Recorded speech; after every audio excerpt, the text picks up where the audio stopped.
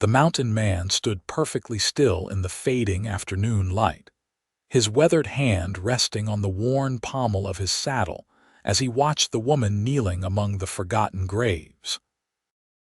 Marcus Walsh had tracked through these New Mexico hills for the better part of 3 decades, and in all his years of solitude, he had never seen anything quite like this.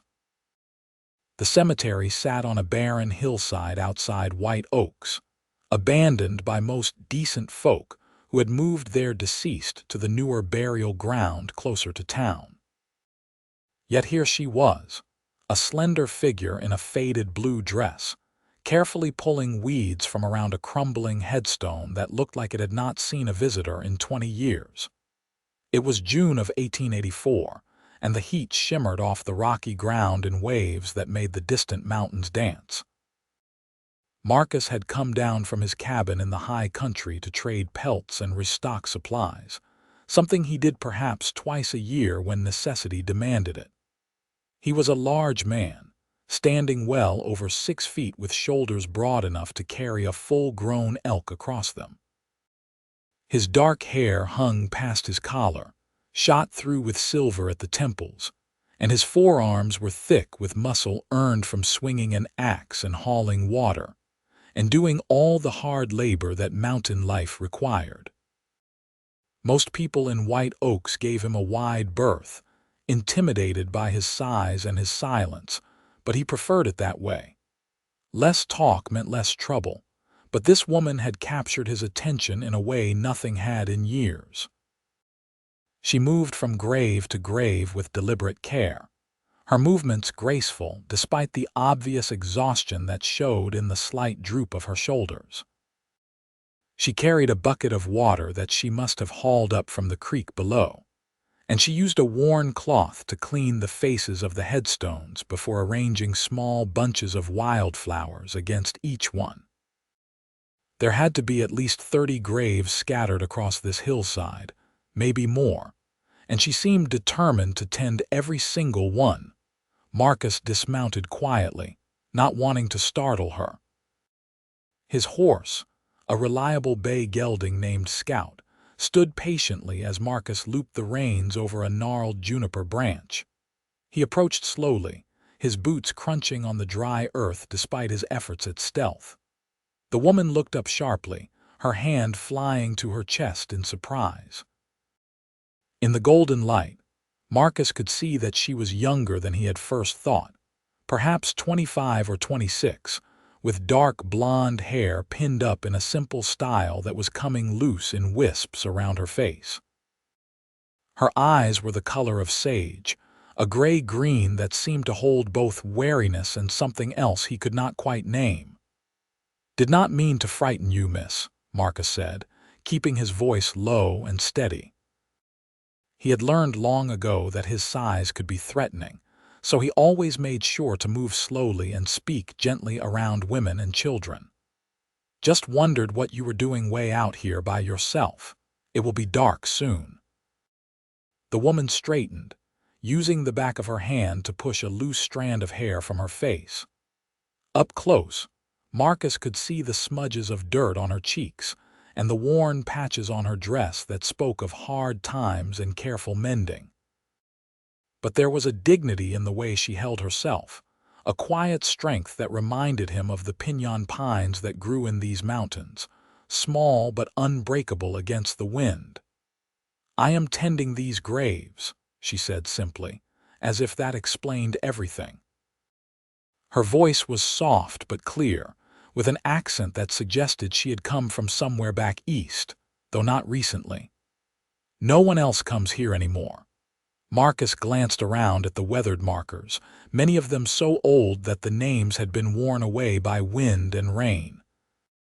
"Knew these folks, did you?" "No," she admitted. "But that does not mean they should be forgotten. Everyone deserves to be remembered. Everyone deserves to have flowers on their grave and someone to pull the weeds and say their name out loud, even if it is just once a year." Something in her words struck deep in Marcus's chest, like an arrow finding its mark. He had spent so many years alone in the mountains, so many years convincing himself that solitude was what he wanted, that he had nearly forgotten what it felt like to care about another human soul.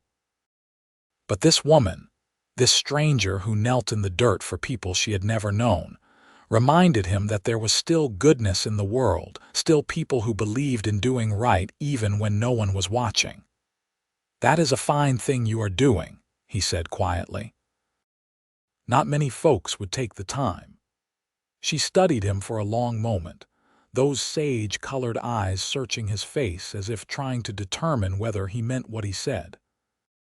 Whatever she saw there must have satisfied her, because she offered him a small smile that transformed her tired features into something almost beautiful. "Thank you," she said. "Most people think I am foolish for wasting my time here. My name is Willa Kendrick." "Marcus Walsh," he replied, touching the brim of his hat. "And for what it is worth, I do not think it is foolish at all." Willa's smile widened slightly, and she turned back to her work. Marcus found himself reluctant to leave, though he could not have said exactly why. Instead, he walked over to where she had set down her bucket and picked it up. "This needs refilling. Creek is down the hill, right? I will get it for you." "You do not have to do that," Willa protested, but there was gratitude in her eyes. "I know I do not have to," Marcus said. "But it is getting heavy for you, and I have got the muscle to spare. Besides, the light is fading fast, and you should not be climbing down that ravine in the dark." Before she could argue further, Marcus headed down the steep path toward the sound of running water. The creek was narrow but clear, fed by snowmelt from the mountains he called home. He rinsed out the bucket and filled it to the brim, then made the climb back up without even breathing hard. Years of hauling water and firewood and game had made his legs and back strong as iron. When he returned, Willa was cleaning the largest headstone in the cemetery, a tall marble marker that must have cost someone a fortune to transport all the way out here. The name was still legible: Sarah Catherine Morrison, beloved wife and mother, 1831–1862. Below it was a smaller stone: Baby James Morrison, born and died May 15, 1862. "She died in childbirth," Willa said quietly, not looking up. "Her and the baby both. I found the story in some old newspaper clippings at the boarding house where I stay. Her husband was a prospector who made a small strike, enough to buy this fine marker. But then he got himself killed in a mining accident not 6 months later, and no one was left to tend their graves. That was 22 years ago." Marcus felt something tighten in his throat. He set down the bucket and knelt beside Willa without saying a word. Together they cleaned the stone until it shone white in the dying light, and Willa placed a generous handful of purple asters against the base. "Rest easy, Sarah," Willa whispered. "And you too, little James. Someone still remembers you." They worked side by side until the last grave had been tended and the last flower placed. By then, the sun had dropped below the horizon, and the first stars were beginning to appear in the darkening sky. Marcus could see that Willa was exhausted, her movements slow and careful as she gathered up her bucket and cloths. "Let me give you a ride back to town," Marcus offered. "It is too far to walk in the dark, and there are cougars in these hills." Willa hesitated, and Marcus understood why. She did not know him, and a woman alone had to be careful. But she was practical too, and the alternative was a long, dangerous walk in the darkness. "All right," she said finally. "Thank you, Mr. Walsh. Just Marcus is fine." He helped her up onto Scout, then swung up behind her. The gelding was strong enough to carry them both without complaint. Marcus kept one arm loosely around Willa's waist to steady her, trying to ignore the way his heart seemed to beat a little faster at her nearness. It had been a very long time since he had been this close to a woman, and even longer since he had felt any kind of connection to another person. The ride to White Oaks took less than half an hour. The town was small, just a collection of buildings clustered around a main street, though it had grown somewhat since silver had been discovered in the nearby mountains. Lights glowed in windows, and Marcus could hear the tinny sound of a piano coming from one of the saloons. Willa directed him to a weathered two-story building at the edge of town with a hand-painted sign that read, "Mrs. Calloway's Boarding House." Marcus helped Willa down from the horse, his hands spanning her waist easily. She was so slight compared to him, so delicate, yet he had seen the strength in her today, the determination that kept her working long past the point where most people would have given up. "Thank you for your help today," Willa said, looking up at him. In the light spilling from the boarding house windows, her eyes seemed to glow. "And for the ride. I hope I will see you again, Marcus Walsh." "I expect you will," Marcus heard himself say. "I will be in town a few more days, and I imagine you will be going back up to that cemetery." "Tomorrow afternoon," Willa confirmed.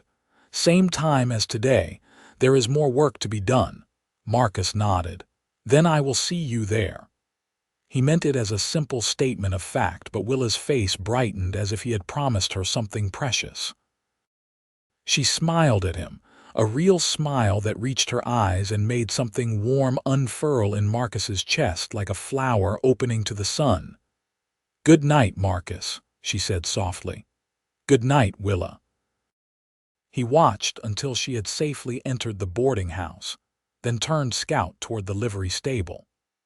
As he rode through the quiet streets, Marcus found himself thinking about tomorrow afternoon and sage-colored eyes, and the kind of loyalty that would move a person to tend the graves of strangers.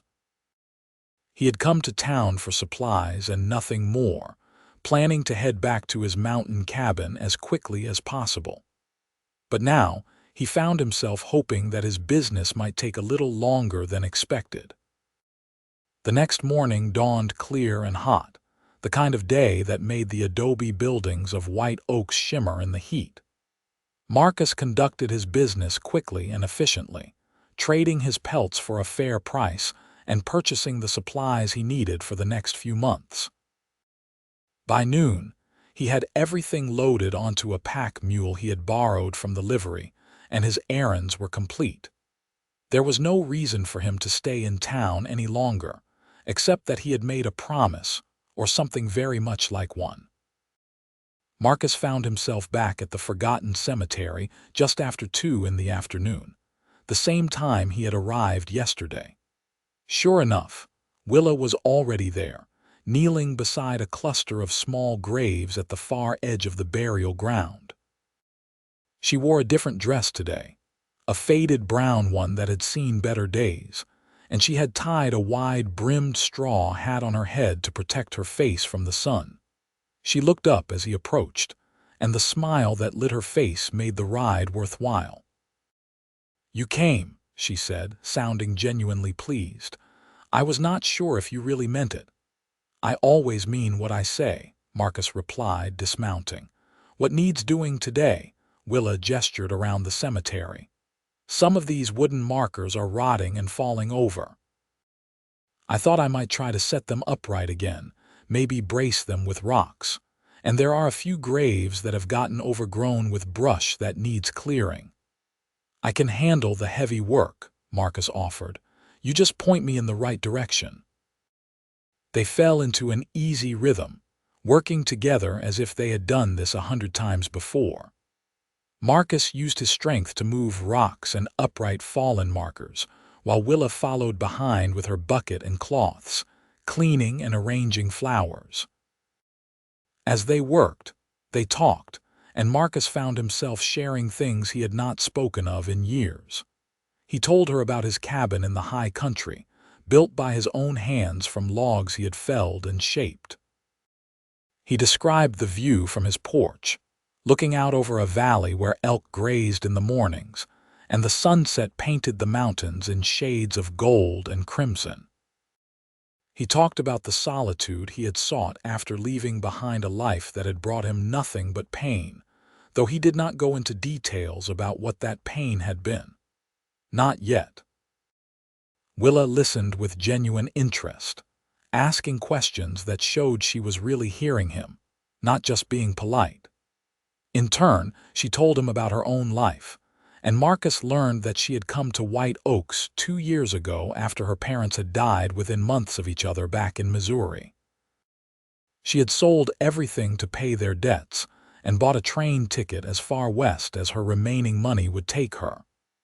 That had turned out to be Santa Fe, from which she had caught a stage to White Oaks, drawn by an advertisement for a schoolteacher. But when I got here, I found out they had already hired someone else, Willa said, her hands never stopping their work as she spoke. So I have been taking in mending and washing, doing whatever work I can find. It is not much, but I get by. And you spend your free time here, Marcus observed, gesturing at the graves around them. Willa paused in her work, looking out across the cemetery with an expression Marcus could not quite read. I lost my parents very suddenly, she said quietly. My mother went first, pneumonia that took her in less than a week. My father followed 2 months later. The doctors said it was his heart, but I think he just could not bear to be without her. They were devoted to each other, you see, married for 28 years and still very much in love. She turned to look at Marcus, and he saw old grief in her eyes, the kind that had been lived with and accepted but never quite forgotten. After they died, I felt so alone, Willa continued. I would go to the cemetery every day and sit with them, talking to them like they could still hear me.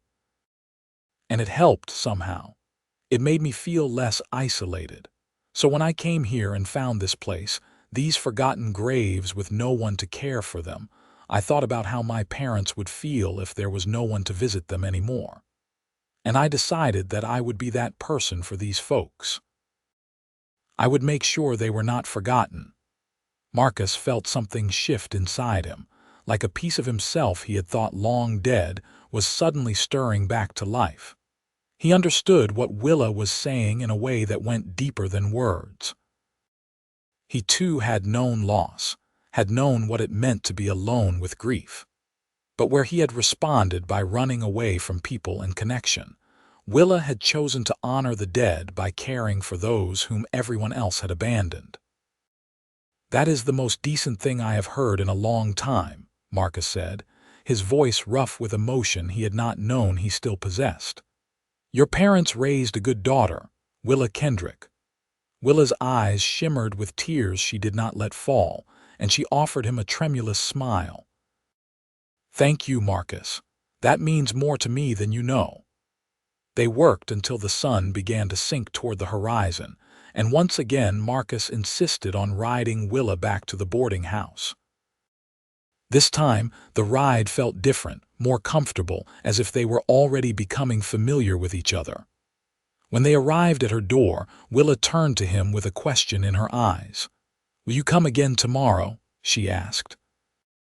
I was planning to head back to the mountains tomorrow, Marcus admitted, and he saw disappointment flicker across her face before she could hide it. That small reaction made his decision for him. But I suppose I could stay another day or two, make sure all those markers are properly set. Willa's smile was radiant. I would like that very much. That night, lying in a rented bed at the hotel, Marcus stared at the ceiling and wondered what exactly he was doing. He had built a life of solitude by choice, had convinced himself that he was better off alone. Yet here he was, extending his stay in town for a woman he had known for all of 2 days. It was foolish. It was reckless. It was completely unlike him. But when he closed his eyes, he saw sage-colored eyes and gentle hands placing flowers on forgotten graves, and he knew he was going to stay. The pattern continued for the next week. Each afternoon, Marcus would ride out to the cemetery and find Willa already at work. Together they restored order to the neglected burial ground, their combined efforts transforming it from an overgrown tangle into something dignified and peaceful. Marcus repaired broken fences and reset fallen stones, while Willa cleaned and planted and tended, her care evident in every detail. And as they worked, they talked. Marcus found himself opening up in ways he had not done in years, telling Willa about his life before the mountains. He had been married once, he told her on the fourth day, to a woman named Catherine who had died of fever along with their infant daughter during the brutal winter of 1871. The pain had been so immense that Marcus had not been able to bear staying in the town where they had lived, where every street corner held a memory and every face looked at him with pity. So he had packed up what little he could carry and headed into the high country, seeking a place where the past could not follow. But it does follow, does not it? Willa said softly. The past, I mean, no matter how far we run. Yes, Marcus agreed. It does. I learned that well enough. But up in the mountains, at least I can live with it on my own terms. No one asking questions. No one expecting me to move on or heal or be anything other than what I am. Willa was quiet for a moment, her hands busy with the wildflowers she was arranging. I think you have healed more than you realize, she said finally. A man who was still broken inside would not spend his days helping a stranger tend forgotten graves. He would not care about making sure these people are remembered. Her words struck something deep within Marcus, a truth he had not wanted to acknowledge. Maybe she was right. Maybe somewhere along the way, in the silence of the mountains and the slow passage of seasons, he had begun to heal without even realizing it. Or maybe it was Willa herself who was healing something in him. Her gentle presence and loyal heart reminding him that there were still things in this world worth caring about. On the seventh day, Marcus arrived at the cemetery to find Willa sitting on the ground beside a grave, her shoulders shaking with silent sobs. He was off his horse and at her side in an instant, kneeling in the dirt without thought for his knees or his dignity. Willa, what is wrong? He asked urgently, his hand hovering over her shoulder but not quite touching, unsure if his comfort would be welcome. She looked up at him with tear-streaked cheeks, and Marcus felt his heart clench at the raw pain in her eyes. Today is the anniversary, she whispered. 2 years ago today, I buried my father. I have been so busy tending all these other graves that I almost forgot, and that makes me feel like the worst daughter in the world. Without thinking, Marcus gathered her into his arms, pulling her against his broad chest and holding her while she cried. She felt small and fragile in his embrace, and something fiercely protective rose up in him, a need to shelter her from all the pain in the world. He had not held anyone like this since Catherine, had not allowed himself to feel this kind of tenderness, but with Willa, it felt natural and right. You are not a bad daughter, he murmured into her hair. You honor your parents every single day by caring for these people, by making sure no one is forgotten. They would be proud of you, Willa. I am certain of that. Willa's fingers clutched at his shirt, and she pressed her face against his chest as if drawing strength from his solid presence. They stayed like that for a long time, Marcus holding her while the afternoon sun beat down and a hawk circled lazily overhead.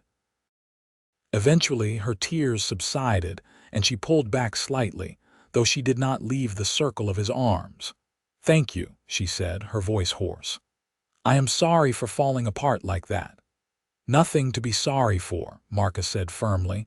Grief is not something you apologize for, Willa. It just is. She looked up at him, and something passed between them in that moment, something that felt significant and irrevocable.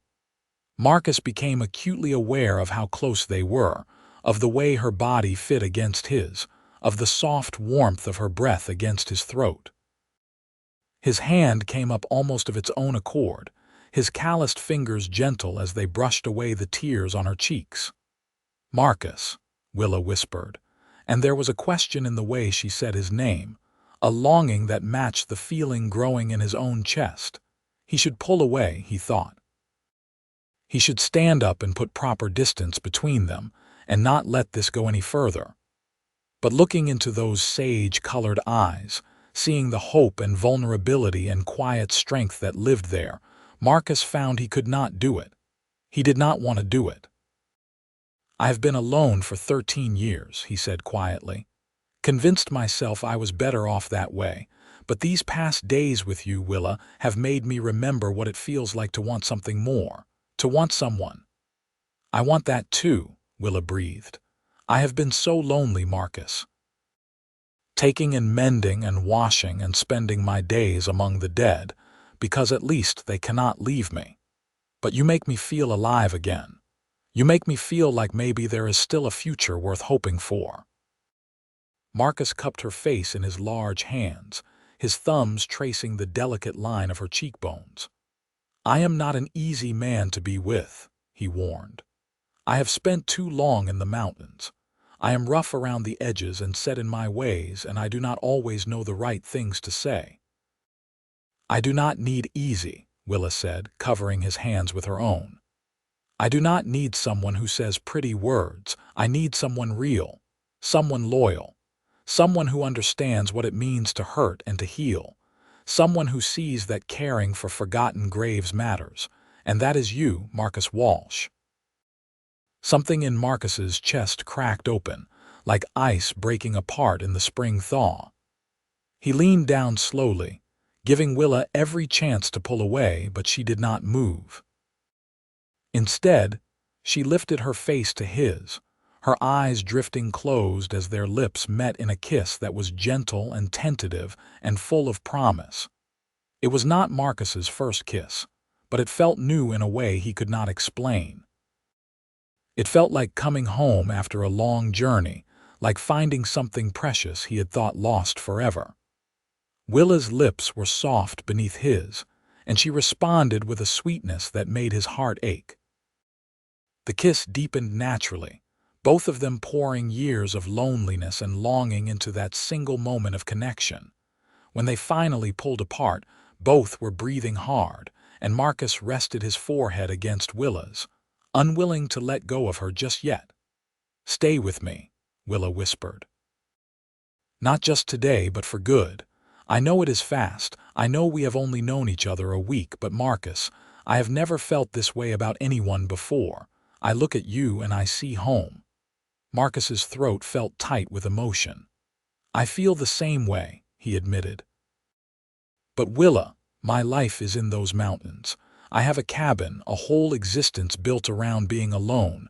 I do not know if I can give that up." "I am not asking you to give it up," Willa said quickly. "I would go with you if you would have me. I have no real ties here, no family or close friends. Just a rented room and odd jobs. I could build a life in the mountains, Marcus. I could build a life with you." The offer stunned him into silence. He pulled back far enough to search her face, looking for any sign of doubt or uncertainty, but all he saw was determination and hope, and that fierce loyalty that had drawn him to her in the first place. "You do not know what you are saying," Marcus said slowly. "Mountain life is hard, Willa. The winters are brutal. We would be miles from the nearest neighbor, weeks from town. You would have to give up so much." "I would be gaining more than I could lose," Willa countered. "Marcus, I have spent 2 years drifting, just surviving from one day to the next. You are offering me a real life, a real home, someone to build a future with. That is worth any hardship." Marcus wanted to believe her. God, how he wanted to believe her, but he had to make sure she understood what she was agreeing to. "Come with me to the cabin," he said finally. "Spend some time there, see what it is really like. Then if you still want to stay, if you think you can be happy there, we will figure out how to make it work. But I will not let you make this choice without knowing what you are getting into." Willa's smile was brilliant. "I will go anywhere with you, Marcus Walsh."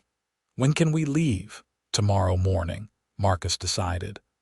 "I need to finish my business in town, and you will need to settle your affairs at the boarding house. We can head out at first light."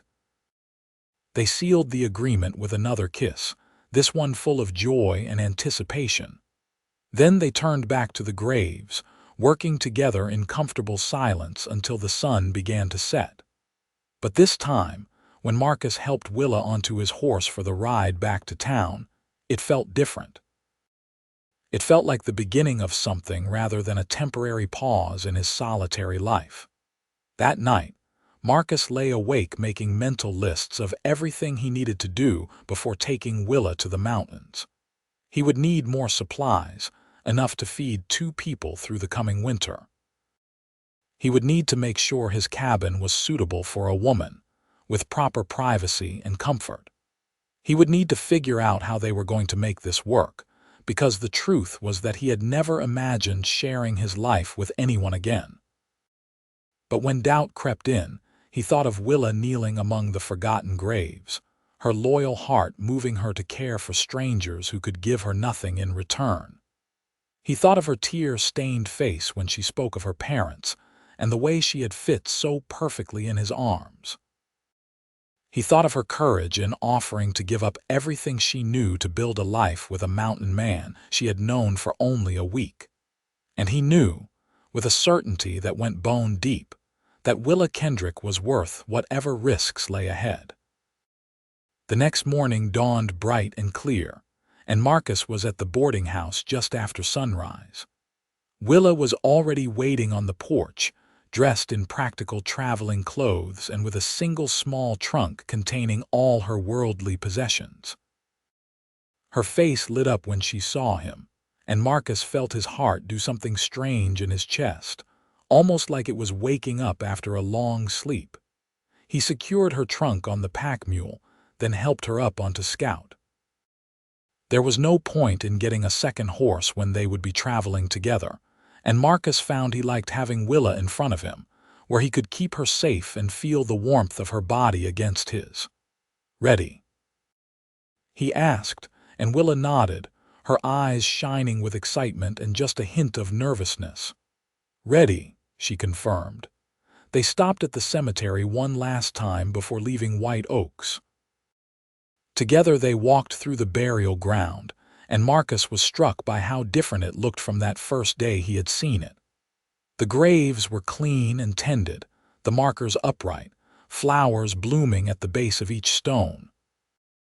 It looked like a place that was loved and remembered, which was exactly what Willa had wanted. "They will be all right without me for a while," Willa said softly, more to herself than to Marcus. "The work is done, at least for now.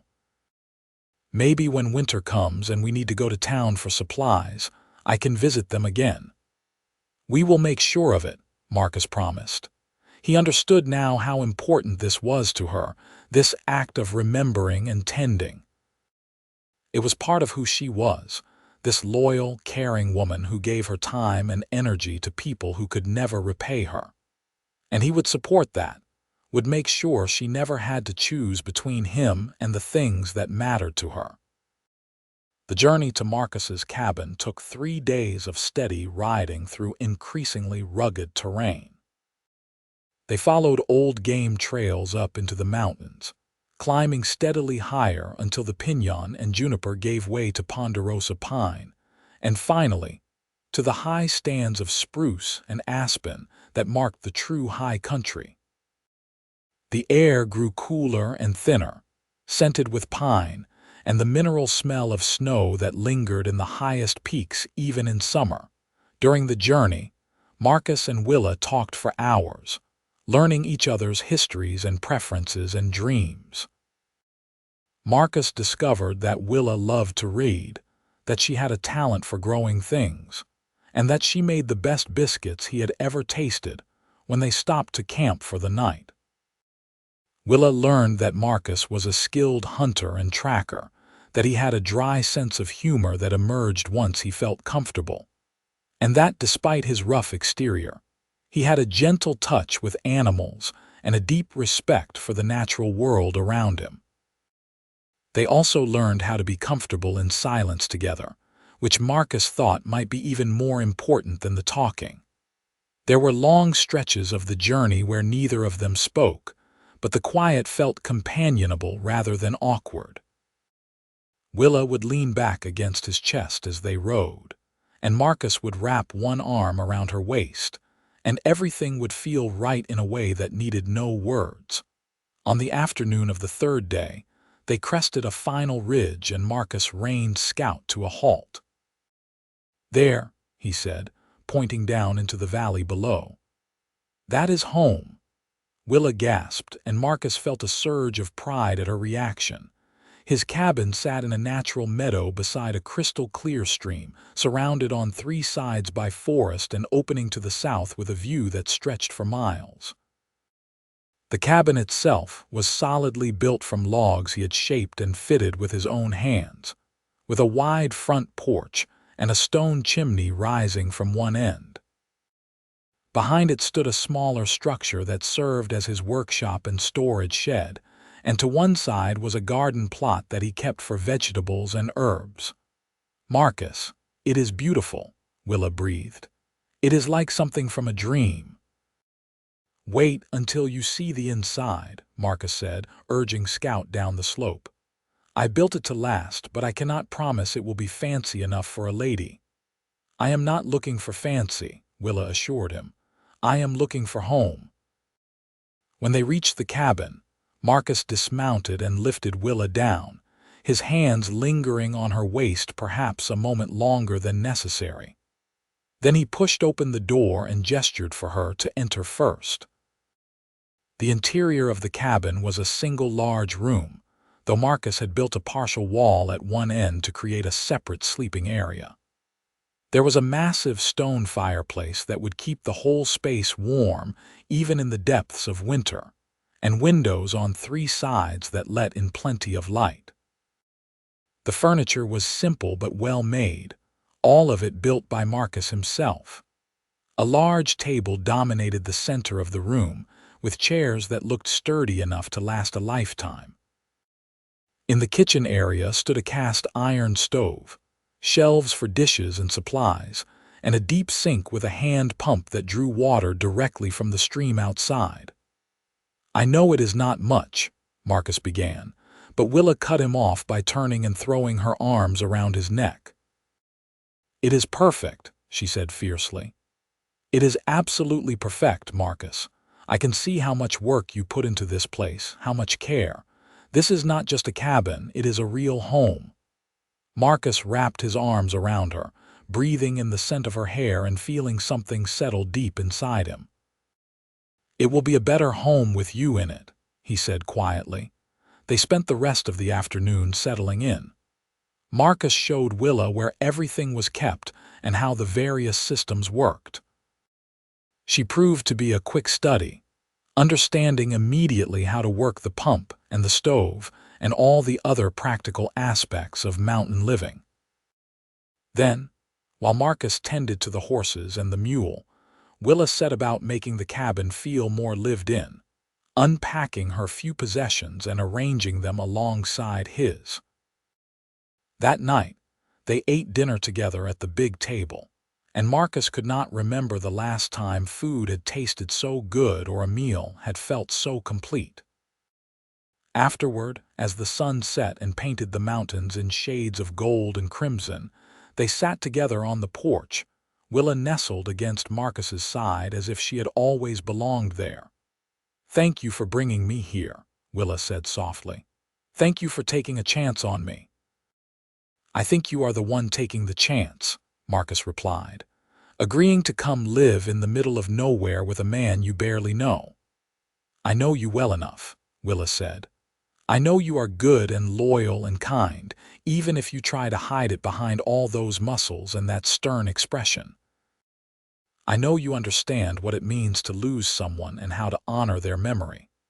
I know you helped me tend graves for a week, even though you could have been back in your mountains days ago. That tells me everything I need to know about who you are, Marcus Walsh." Marcus tightened his arm around her, too full of emotion to speak. They sat in comfortable silence as the stars began to appear overhead, more stars than Willa had ever seen, undimmed by the lights of any town.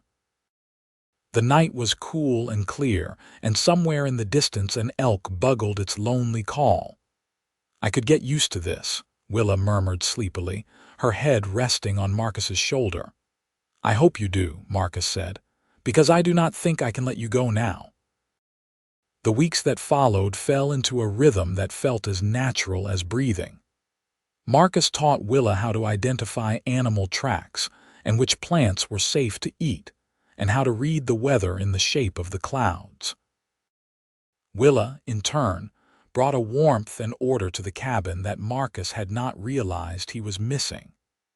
She planted late summer vegetables in the garden and hung curtains in the windows, and filled the quiet spaces with her gentle presence. They worked together to prepare for the coming winter, cutting and stacking firewood, preserving meat and vegetables, making sure they would have everything they needed to survive the harsh mountain cold. Marcus had done all these tasks alone for years, but having Willa by his side transformed the work into something almost enjoyable. They would labor through the day, and in the evenings they would sit together on the porch or by the fire, talking about everything and nothing, learning the shape of each other's thoughts and dreams. Marcus found himself watching Willa constantly, marveling at the way she moved through his space as if she had always been there. She had a natural grace that showed in everything she did, from the way she kneaded bread to the way she brushed out her long hair before bed. And more than once, Marcus caught himself thinking about how much he wanted to run his fingers through that hair, to pull the pins out and let it fall loose around her shoulders.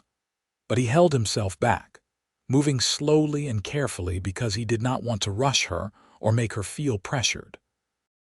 She had agreed to come live with him, but they had made no formal commitment beyond that.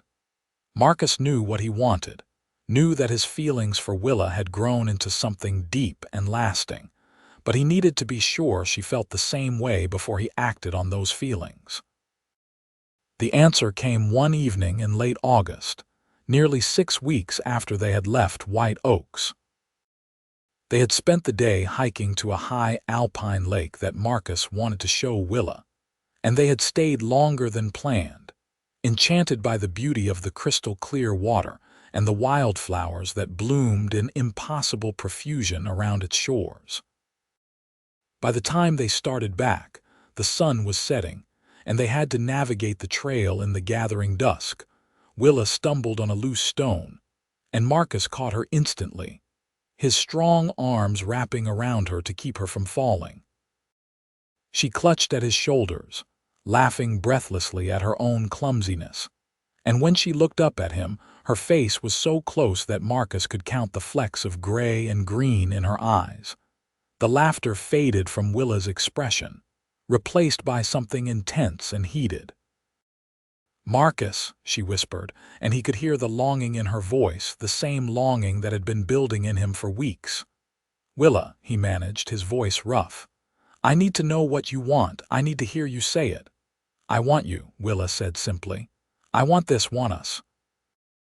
I want to be yours in every way that matters. I love you, Marcus Walsh. I think I have loved you since that first day when you helped me tend the graves and did not think I was foolish."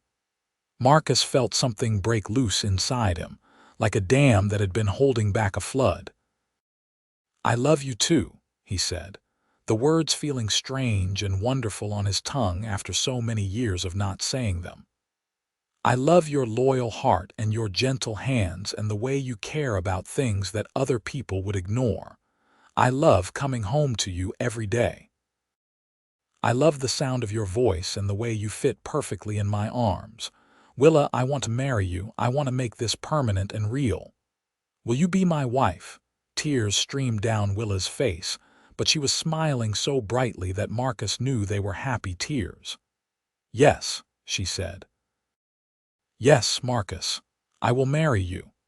I will be your wife and build a life with you in these mountains and tend forgotten graves when we go to town and grow old beside you. Yes to all of it." Marcus kissed her then, a deep, claiming kiss that held nothing back. Willa responded with equal passion, her fingers tangling in his hair as she pressed herself against him. The kiss went on and on, years of loneliness and isolation burning away in the heat of their mutual desire.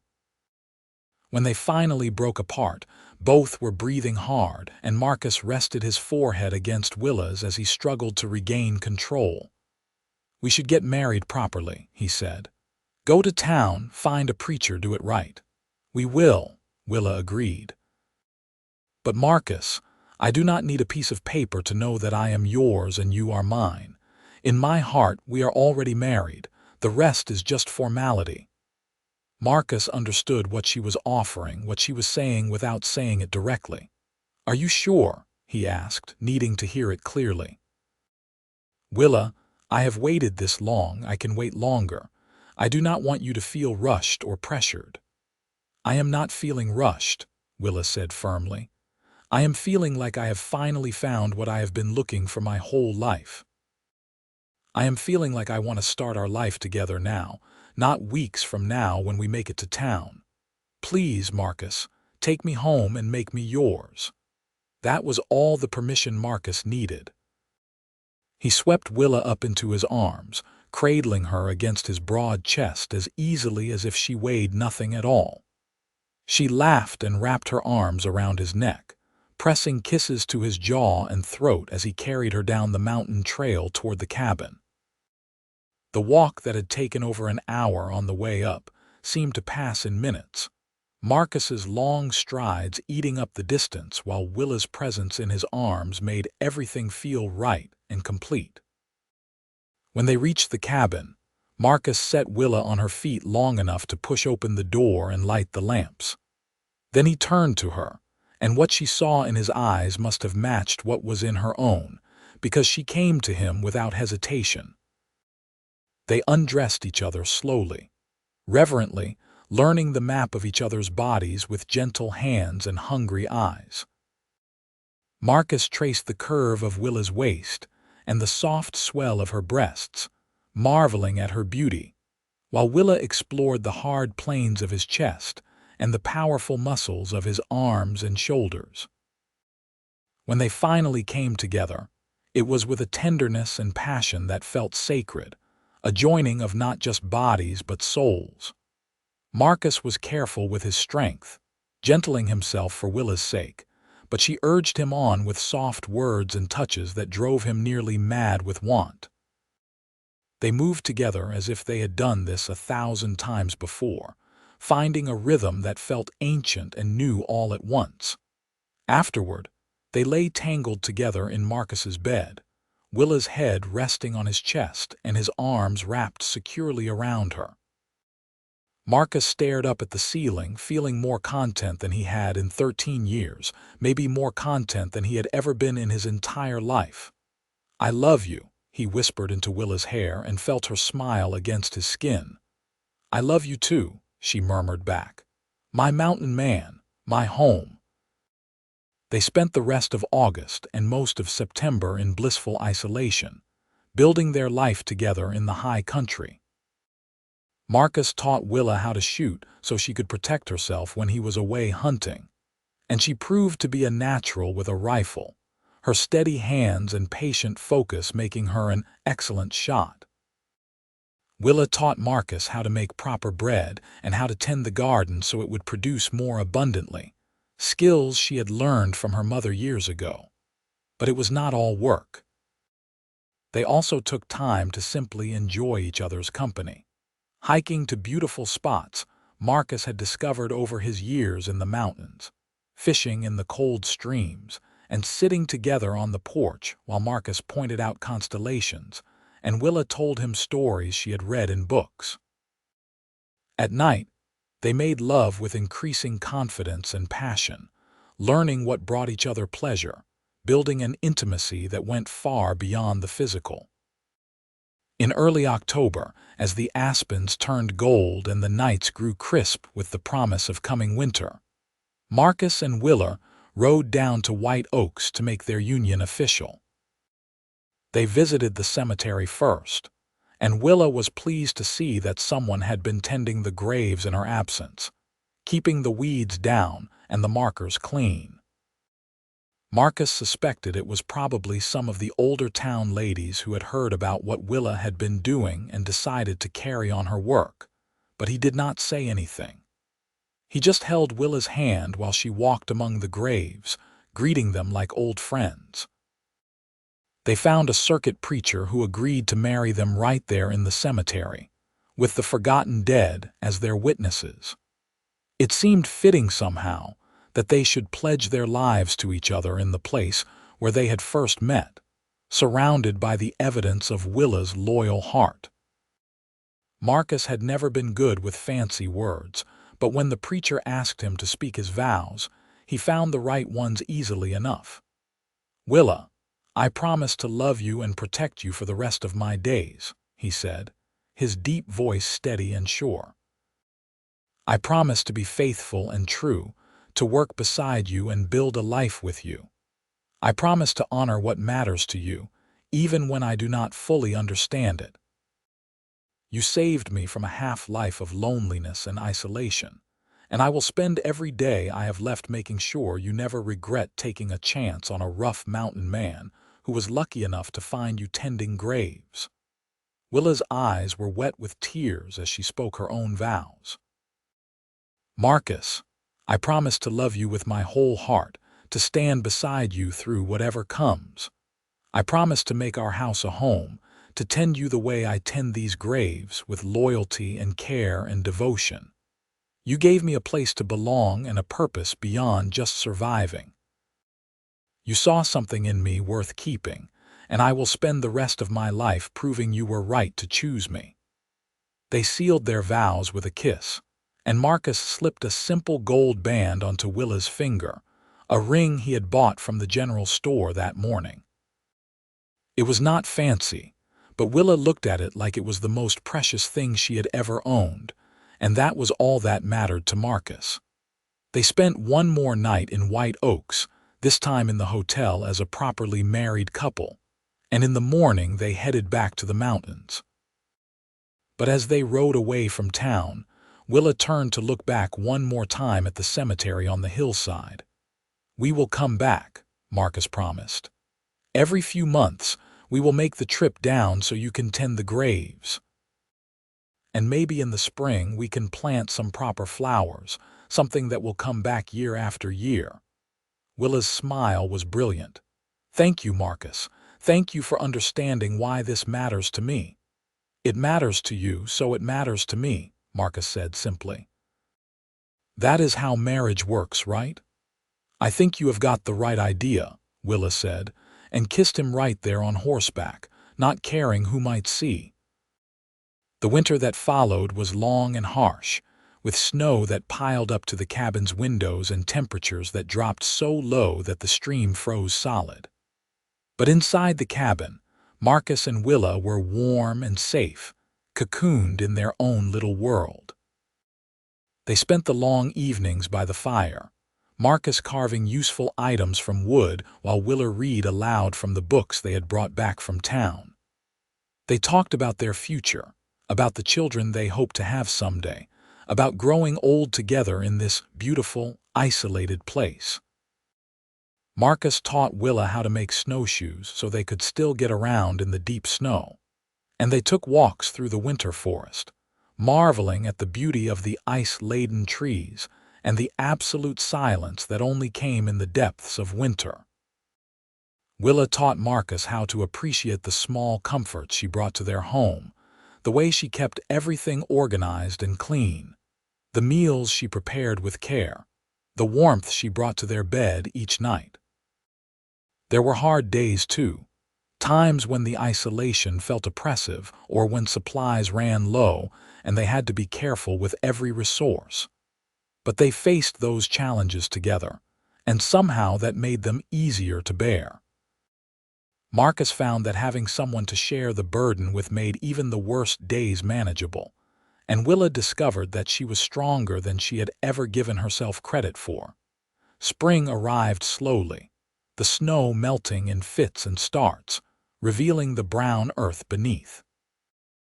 As the weather warmed, Willa spent more and more time in the garden, expanding it and planning what she would plant.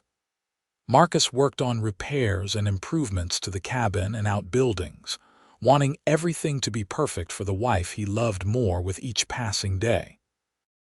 In late April, Willa came to Marcus with news that made his heart nearly stop in his chest.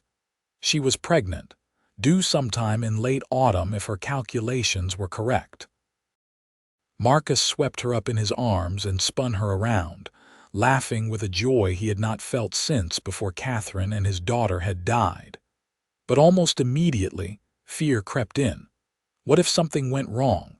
What if he lost Willa the way he had lost Catherine? Willa must have seen the fear in his eyes because she cupped his face in her hands and made him look at her. "I am going to be fine," she said firmly. "We are going to be fine. I am strong and healthy and we have months to prepare. You are not going to lose me, Marcus Walsh. I promise you that." Marcus wanted to believe her, but the memory of Catherine's death was too strong, too vivid. For the next several months, he hovered over Willa like a worried bear, watching for any sign of trouble, ready to ride to town for a doctor at the slightest indication that something was wrong. Willa bore his protectiveness with patient amusement, understanding that his fear came from love and loss. They made a trip to White Oaks in early June, partly for supplies but mostly so Willa could tend the graves, and so Marcus could talk to the town doctor about what to expect when the baby came. The doctor assured Marcus that Willa was healthy, and that as long as there were no complications, there was no reason to expect trouble. But he also gave Marcus detailed instructions on what to watch for and what to do if things did go wrong. Marcus memorized every word, determined to be as prepared as possible. Summer passed in a blur of activity as they worked to get everything ready for the coming baby. Marcus built a cradle from smooth pine, carving delicate designs into the headboard with a care and skill that surprised even him. Willa sewed tiny clothes and blankets, her hands never idle. They talked endlessly about names and what kind of parents they wanted to be and how they would raise their child in this wild, beautiful place.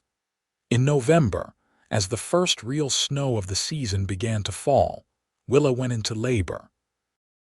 Marcus had insisted on having a midwife from town come stay with them for the last month, and he thanked God for that foresight now, as the experienced woman took charge. The labor was long and difficult, lasting through the night and into the next day, and there were moments when Marcus's fear threatened to overwhelm him. He held Willa's hand and whispered encouragement and prayers, his heart in his throat. But Willa was as strong as she had promised, and just after dawn on a cold November morning, their son was born. Marcus heard the baby's first cry and felt tears streaming down his face, tears of relief and joy and wonder all mixed together.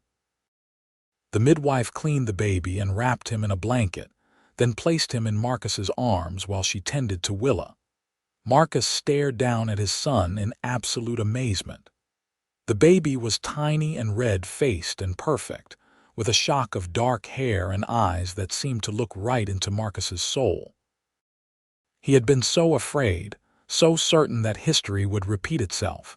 But here was his son, healthy and whole, and here was Willa, exhausted but smiling, reaching out to touch the baby's tiny fist. "He is beautiful," Willa whispered. "What should we name him?"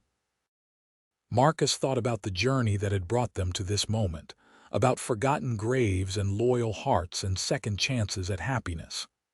"Thomas," he said finally. "Thomas Walsh, after my father. He was a good man, and I want our son to carry his name." "Thomas," Willa repeated, testing the name. "I like it. Thomas Walsh. Welcome to the world, little one." The first few months of parenthood were exhausting but wonderful. Thomas was a healthy baby with strong lungs, and Marcus marveled every day at the reality of his son. He watched Willa nurse the baby and rock him to sleep, and he felt a completeness that he had never imagined possible. This was his family, these two people who had given his life meaning and purpose again. When spring came, they made the journey to White Oaks with baby Thomas bundled warmly against the mountain air. Willa insisted on visiting the cemetery, and Marcus stood beside her with Thomas in his arms while she tended the graves and told the silent dead about their son.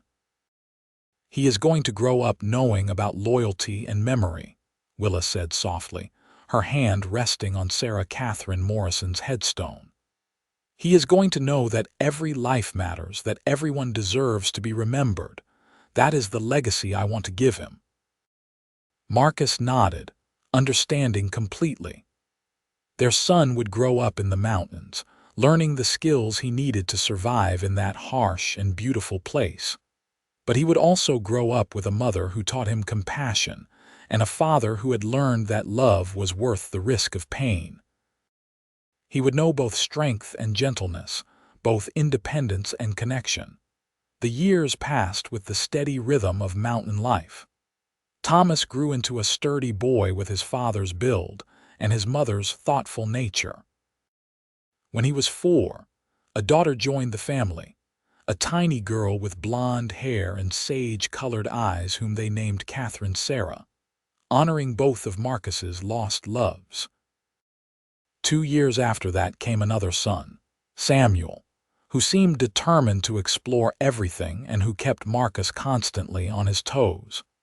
The cabin expanded to accommodate the growing family, with Marcus building an addition that created separate sleeping spaces for the children. The garden flourished under Willa's care, and they added chickens and a milk cow to supplement what Marcus brought in from hunting. It was a good life, a full life, marked by hard work and simple pleasures and the deep satisfaction of watching their children grow. Every few months, no matter the season, they made the journey to White Oaks so Willa could tend the forgotten graves. As the children got older, they came along, and Willa taught them the names on the headstones and the stories of the people buried there. Thomas, Catherine, and Samuel learned to pull weeds and place flowers, carrying on the tradition their mother had started so many years ago. Marcus watched these excursions with a quiet pride, seeing how Willa's loyalty and compassion were being passed down to the next generation. The cemetery was no longer truly forgotten, not with the Walsh family making regular visits, and not with several of the town ladies also keeping watch over it. But it remained a special place for their family, a reminder of where Marcus and Willa's story had begun. The children grew and thrived in the mountains. Thomas became an excellent hunter and tracker, learning everything Marcus could teach him. Catherine developed her mother's love of growing things and spent hours in the garden, coaxing vegetables and flowers from the rocky soil. Samuel was the adventurer, always pushing boundaries and exploring new places, giving his parents more than a few gray hairs with his fearlessness. When Thomas turned 18, he announced that he wanted to try his hand at ranching and asked for his parents' blessing to start his own place in a valley a few miles from their cabin. Marcus and Willa agreed, proud of their son's independence while also aching at the thought of him leaving. But they helped him build his cabin and get started, and Thomas promised to visit often and to always help tend the graves when the family went to town. Catherine married a young man from White Oaks when she was 20, a gentle fellow who worked at the livery stable and who treated her with the kind of devotion Marcus had always hoped his daughter would find. They settled in town, and Catherine continued tending the cemetery even after Willa was no longer able to make the trip as frequently. Samuel was the one who surprised everyone by becoming a teacher, moving to Santa Fe to get proper training, and then returning to White Oaks to open a school. He never married, content with his books and his students, but he remained close to his family and always made time to help with the graves when he could. Marcus and Willa grew old together in the mountains they loved. Marcus's hair turned completely silver, and his once powerful muscles became ropey with age, but he remained strong and capable well into his 60s. Willa's blonde hair faded to white, and lines appeared around her eyes and mouth. But to Marcus, she was as beautiful as the day he had first seen her kneeling among the forgotten graves. They still made the trip to White Oaks a few times a year, though the journey became harder as they aged. But Willa insisted on visiting the cemetery as long as she was able, and Marcus would not have dreamed of denying her. They would walk slowly among the graves, Willa leaning on Marcus's arm, and together they would tend the stones and remember the people buried there. One spring day, when Marcus was 68 and Willa was 63, they made what would be their last trip to the cemetery together. Willa had been growing frailer over the winter, and Marcus knew in his heart that she did not have many more years left. But she was determined to visit one more time, to make sure the graves were ready for summer, so Marcus hitched up the wagon and made the journey as comfortable as possible. They spent the afternoon working among the graves, moving slowly but steadily, their movements still in sync after more than 30 years of marriage.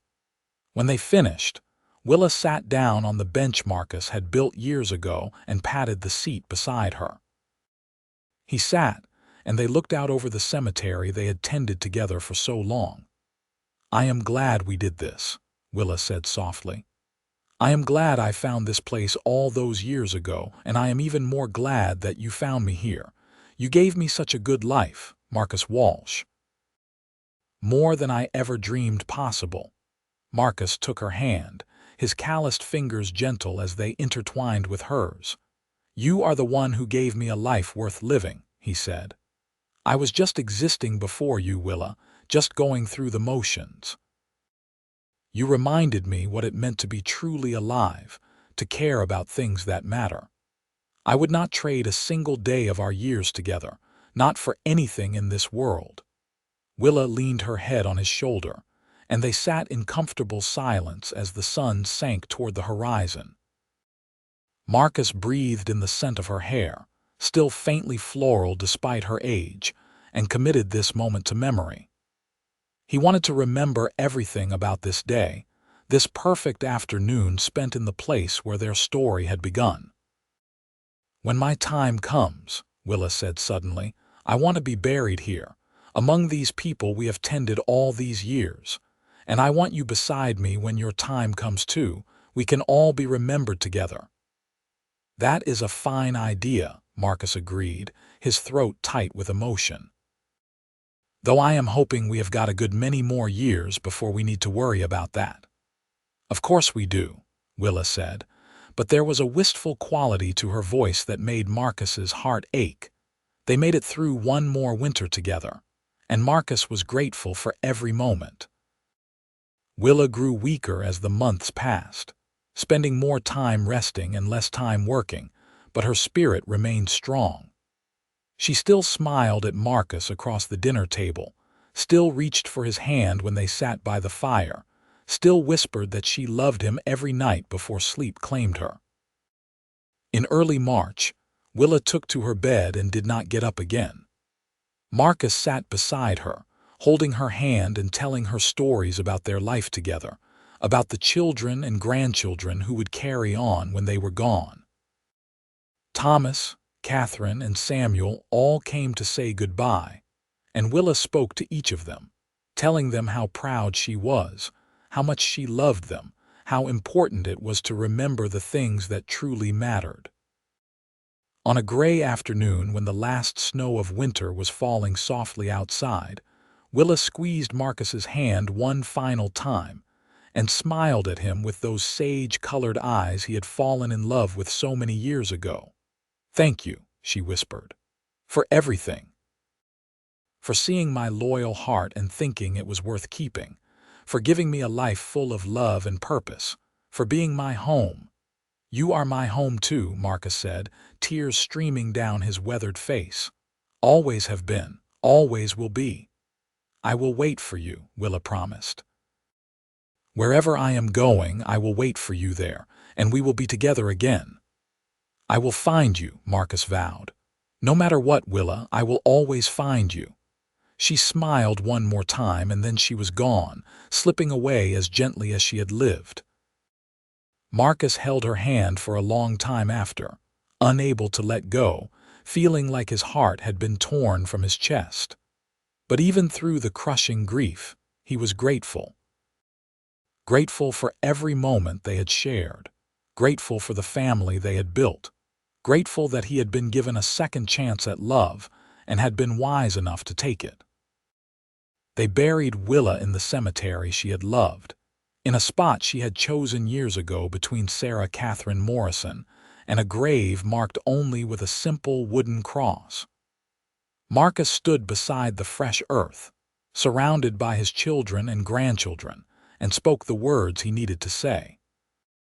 "She had the most loyal heart of anyone I ever knew," he said, his voice breaking.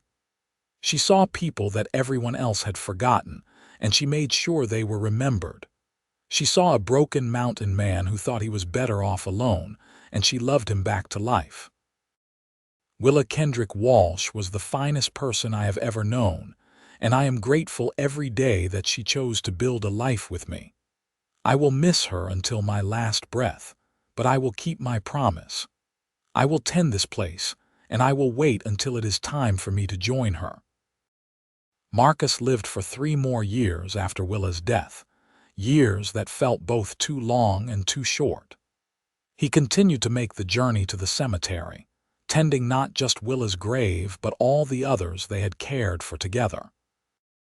His children and grandchildren often came with him, carrying on the tradition Willa had started so long ago. In the summer of his 71st year, Marcus knew his time was coming. He could feel it in his bones, in the way his strength was finally failing him, in the increasing weariness that no amount of rest could cure. He was ready. He had lived a good life, a full life, and he was tired of being without Willa. He made one last trip to the cemetery, though he needed Thomas's help to make the journey.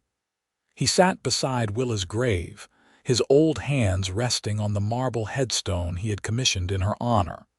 It bore her name and dates, and below that, the words, "She remembered the forgotten. She loved the lonely. She made the world a better place." "I kept my promise, Willa," Marcus said softly, talking to her the way he had so many times since her death. "I kept tending the graves, kept making sure everyone was remembered, but I am tired now, love. I am ready to come find you, wherever you are." He stayed there for hours, remembering the day he had first seen her kneeling among these graves, the moment he had recognized something worth keeping in her loyal, caring heart. He remembered their wedding, their children, their years together in the mountains. He remembered every kiss, every laugh, every moment of tenderness and passion and simple companionship, and he was grateful for all of it. Marcus died peacefully in his sleep 2 weeks later in the cabin he had built with his own hands, surrounded by the family he and Willa had created together. They buried him beside her in the cemetery, and on his headstone they carved, "Mountain Man, husband, father." He found love among the forgotten graves and lived happily ever after. The Walsh family continued to tend the cemetery for generations after Marcus and Willa were gone. Children and grandchildren and great-grandchildren would make the journey to the hillside outside White Oaks, pulling weeds and cleaning stones and placing flowers. And they would always linger longest at the 2 graves side by side, telling the story of how their great-great-grandfather had seen their great-great-grandmother tending forgotten graves and had recognized in her a loyal heart worth keeping forever. It was a story about love and memory, and the importance of remembering those who came before. And it was a story that the Walsh family made sure was never forgotten. The cemetery itself became something of a landmark, no longer forgotten, but instead honored as a place where one woman's compassion had sparked a tradition of remembrance that lasted for more than a century. People would visit and marvel at the well-tended graves, at the flowers that always seemed to bloom there even in the driest years, at the sense of peace and respect that pervaded the place. And sometimes, on quiet afternoons when the light slanted golden across the hillside, people swore they could see two figures walking among the graves hand in hand, a large man with silver hair and a slender woman with eyes the color of sage. But when they looked again, there would be nothing there but the whisper of wind through the grass, and the knowledge that some loves are truly eternal, remembered and cherished long after the people themselves have passed into legend. The story of Marcus and Willa Walsh became a cherished part of White Oak's history, a reminder that the greatest love stories often begin in the most unexpected places. It taught that loyalty and compassion are qualities worth cultivating, that taking care of those who cannot repay you reveals the truest nature of a person's heart, and that when you find someone whose values align with your own, you hold on to them and never let go. In the end, it was a story about seeing what others overlooked, about recognizing value where others saw only loss, about building something beautiful from the ashes of grief and loneliness. It was a story about a mountain man who came down from his solitude just long enough to find the one person who could make him whole again, and about a woman whose loyal heart was exactly what both he and the world needed. And that was how the story of Marcus Walsh and Willa Kendrick was told for generations. A tale of true love found in the most unlikely of places, among the forgotten graves on a hillside in New Mexico, where loyalty and compassion proved to be worth more than gold, and where two lonely souls found in each other everything they had been searching for. Their love became a legacy, passed down through their children and grandchildren, a reminder that the best things in life often come when we stop running from connection, and instead open our hearts to the possibility of being seen, being known, and being loved for exactly who we are. Marcus had seen Willa's loyal heart that day among the graves, and he had recognized it as something precious, something worth keeping forever. And in doing so, he had given her the one thing she needed most, someone who saw her goodness and chose to build a life around it, creating a love story that would be remembered long after the mountains themselves had worn away to dust.